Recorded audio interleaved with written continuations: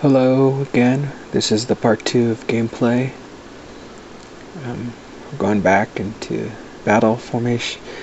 But as we get ready to get started in battle, if you see this right underneath the 3 stars on the right, there's this triangle. Click on that and it brings up this repair button. If you have any repair items, you can use that to help repair all your ships if they've been damaged. And you also have a formation button. Holding that formation button will give you a little bit of or pressing it will give you some information up on the top left corner where it says Fleet 3. That's where you hold it and it will give you information about what it does. Your fleet has increased invasion and reduced firepower and torpedoes, of course. So if you have it set up like that, you can invade a lot more. But if you hit that for circular defense, now we have 20% increase in anti-air. And one more time we have your fleet has increased firepower and torpedo with reduced invasion. So we'll do a lot more damage. I like to stick with just the double line advance.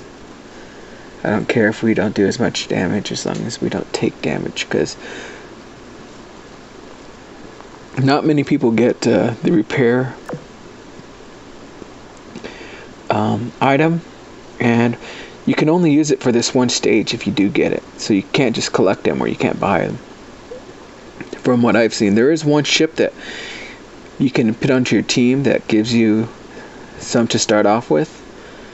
But other than that, I haven't figured out any other way to get them unless you go to like a mysterious drop area and it gives you one by chance. So of course you can change the formation here, but also when you go into the game, random airstrikes, so we all took damage, but you also have random encounters. But as you go here, you can also just change the formation here on the bottom left, right above your characters again. And you can also use the repair tools. Down here it shows your character faces, but let's go ahead and do battle again. And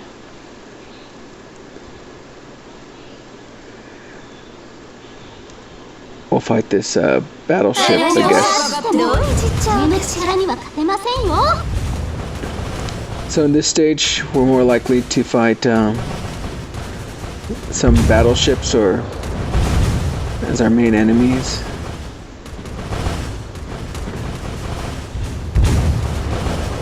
So as you can see her, she has that red cannon, so it's just a battleship type character. Now we have our cannon, we'll launch it this time where she shoots it. Does a lot of damage if you can actually hit them. Sometimes you're not paying attention and you release too soon or too late and you miss completely.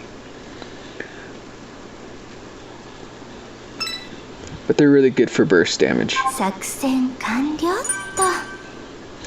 that was the Prince of Wales winning us that fight. Now as you can see here, this bullet with the dock, that's ammunition. As you can see, right next to our character, there's a 2 out of 5. At the beginning it was 5 out of 5, and every single battle we went through it decreased. Well, they do have these ammo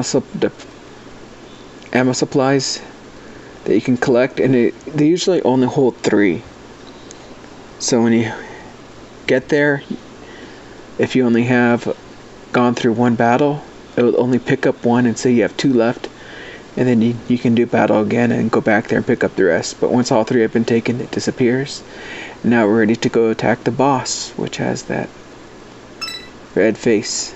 So I'll click on it and get ready to do battle.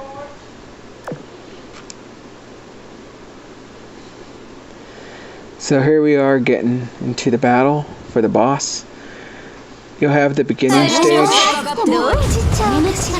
the first start, and then after that we'll then have the emergency and fight the main enemy, which is way stronger. Their life bars are like times 10, times 15. As you get to further stages, they're like times 20. So here they're times 8, but you have 2 of them. So here we are just fighting them. We use our cannon to fire.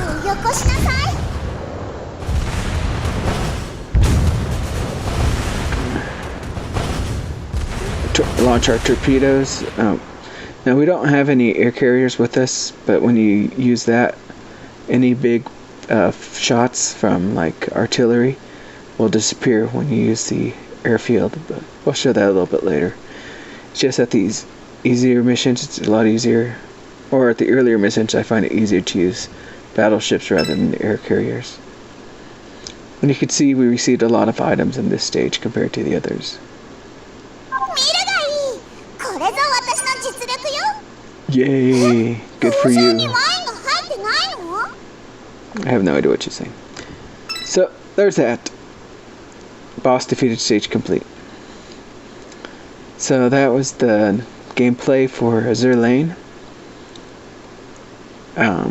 Maybe I'll go through some of the events next time, or we will cover some of the character interactions, because those are funny. So thank you for joining me, and that's it. Anything interesting today? Yes, quite a bit. Alright, goodbye.